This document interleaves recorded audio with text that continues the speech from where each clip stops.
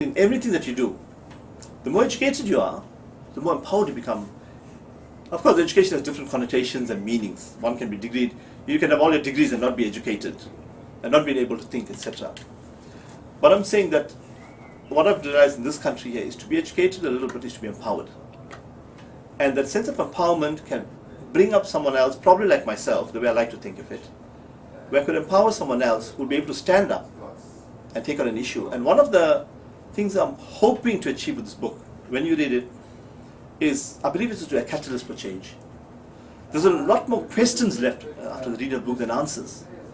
Because the people that I'm talking about, the issues that I'm talking about, the intention is for you to look at your own life, the institution you yourself work at, and you'll be able to pick up these trends and patterns. Now, because I taught English, I think a lot of the literary analyses of people and agendas, etc., came out when I was writing. Because in the everyday life, that's what made it meaningful. I mean, studying Othello and seeing another Othello in your staff room, that kind of thing. So it is meaningful stuff. And there was a kid of mine when I left Forest Haven. Every other teacher that got promoted that year had a party given in his classroom. Mine was given in the staff room of the school. And the principal asked, why is the P Singh being given in the staff room?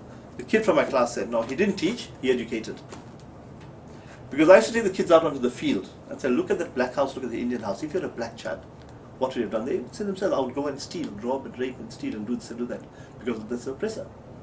That is how I used to carry out my stuff, which was not very kosher at the time. But that was what the kids said, and I think I mentioned it somewhere, the kid that mentioned, we appreciate you because you're educated, not because you taught. So, for me, it was a very, it's just what was left behind. It wasn't the lessons, the nouns and the verbs and all, the life skills.